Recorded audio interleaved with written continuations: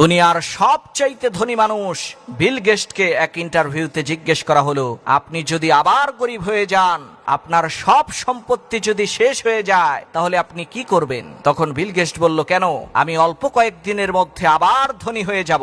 জিজ্ঞেস করা হলো, আবার নতুন করে দুনিয়ার সেরা ধনী হওয়ার জন্য আপনার কত সময় লাগবে? তখন বিল গেটস উত্তর দিল, আমি যেই রকমের ধনী 35 বছরে হয়েছি, আমাকে যদি দ্বিতীয়বার এই রকমের ধনী হতে হয়, তাহলে আমি মাত্র 3.5 বছরের মধ্যেই হয়ে যাব।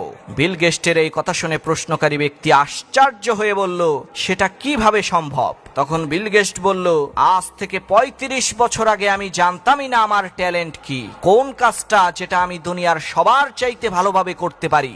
এজন্য আমার বেশিরভাগ সময় ওই কাজগুলোতেই নষ্ট হয়ে গেছে, যে কাজগুলো আমি ভালো মতো করতেই পারতাম না। কিন্তু এখন আমি খুব ভালো করেই জানি আমার ট্যালেন্ট কি, এজন্য আমি সরাসরি ওই কাজটাই শুরু করব যেটার মধ্যে আমার ট্যালেন্ট আছে।